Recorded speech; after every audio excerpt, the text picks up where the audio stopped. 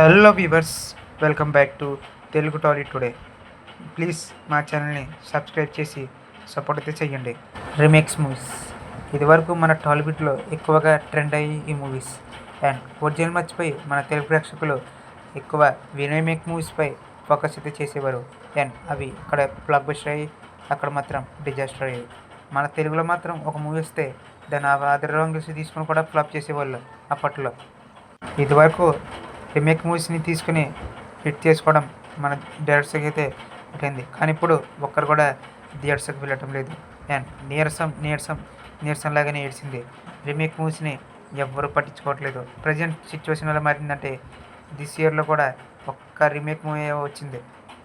Present remake movies trend నడుస్తూ లేదా and ఇప్పుడు రీమేక్ మూవీస్ వస్తున్నాయో లేదా అనేది మన వీడియోలో డీటెయిల్గా అయితే ఎక్స్ప్లెయిన్ చేసుకుందాం. వీడియో ఎక్కడ స్కిప్ చేయకుండా ఏంటో చూడండి. మా ఛానల్ మీకు నచ్చితే లైక్ చేయండి, షేర్ చేయండి, సబ్స్క్రైబ్ చేయండి. Number 1, not interested remake movies. Present సిచ్యువేషన్కి ఆడియన్స్కి అయితే రీమేక్స్పై హోప్స్ అయితే పోయాయి. ఆల్రెడీ ఒరిజినల్ హెచ్డి క్వాలిటీలో మొబైల్లో చూసేస్తుంటాయి. మళ్ళీ అవే మూవీస్ తీసి ప్రొడ్యూసర్స్ అండ్ డైరెక్టర్స్ అయితే చేతులు కాల్చుకుంటారని చెప్పవచ్చు. ఆల్రెడీ జనాలు చూసేస్తున్నారు.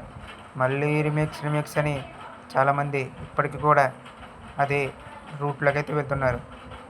అవే స్టోరీస్తో కాకుండా కొత్తగా అయితే ట్రై చేస్తున్నారు. అండ్ తెలుగు ఇండస్ట్రీకి నేటివిటీకి తగ్గట్టు కూడా కొన్ని కథలు అయితే రాస్తున్నారు. దీని ద్వారా ఏమవుతుందంటే ఒరిజినాలిటీని మిస్ అయ్యి రీమేక్ మూవీలాగా ఫీల్ అవుతున్నారు audience. And OTT movies audience COVID-19 తర్వాత థియేటర్స్కి అయితే డిస్కనెక్ట్ అయ్యారు. అప్పుడే వచ్చింది ఓటీటీ ప్లాట్ఫామ్.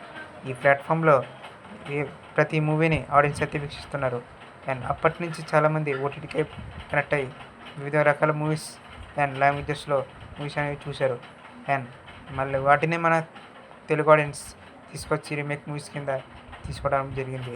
అండ్ ఇప్పుడు ప్రజెంట్ చాలామందికి ఏవి రీమేక్ మూవీసో ఏ ఒరిజినల్ మూవీస్ కూడా అనేది కూడా క్లారిటీ అనేది ఉంది.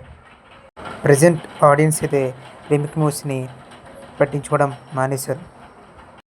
పాన్ ఇండియా మూవీస్ ప్రజెంట్ సిచ్యువేషన్లో చాలామందికి ఒరిజినల్ కంటెంట్ అంటే చాలా ఇష్టం.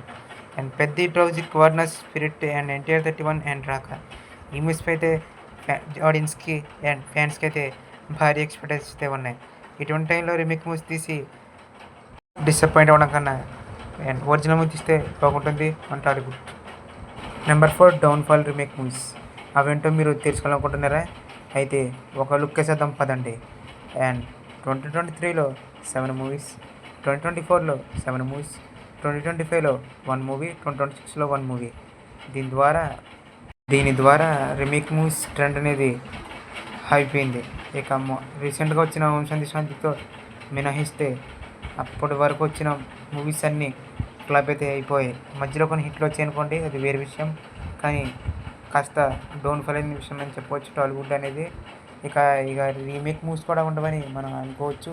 ఎందుకంటే ప్రజెంట్ సిచ్యువేషన్లో అందరూ ఒరిజినల్ కంటెంట్ అయితే నమ్ముకున్నారు.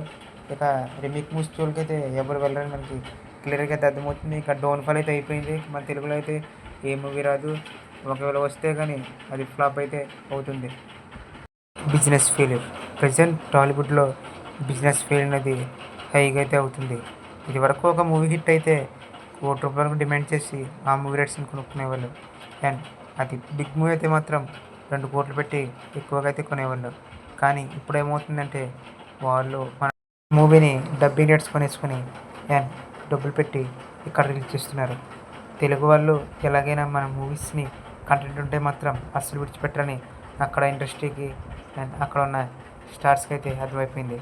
అందుకే తెలుగు మార్కెట్కి రైట్స్ ఇవ్వకుండా డైరెక్ట్గా తెలుగులోనే దింపిస్తున్నారు మూవీస్ని. ఫ్రీ యూట్యూబ్ వాచ్డు ప్రజెంట్ ఆడియన్స్ మైండ్లో ఒకటైతే రన్ అవుతుంది. అదేంటంటే అని కోర్టు పెట్టిన కన్నా మేమైతే ఫ్రీగా యూట్యూబ్ అయితే మూవీస్ ఒరిజినల్ మూవీ చూస్తే సరిపోతుంది నేను ఫ్రెండ్స్ అండ్ తెలుగు ఆడియన్స్ అయితే అనుకుంటున్నారు. అండ్ వాళ్ళకి ఒకటే అర్థమవుతుంది, అంత డబ్బు పెట్టి మూవీస్ చూడడం కన్నా యూట్యూబ్లో చూసుకుంటే నయం అని చాలామంది అయితే అనుకుంటున్నారు. అండ్ ఎక్కడ వెళ్ళాలనుకుంటున్నారంటే మన కంటెంట్ ఎవరైనా చూస్తారని మన టాలీవుడ్ అయితే అనుకుంటుంది.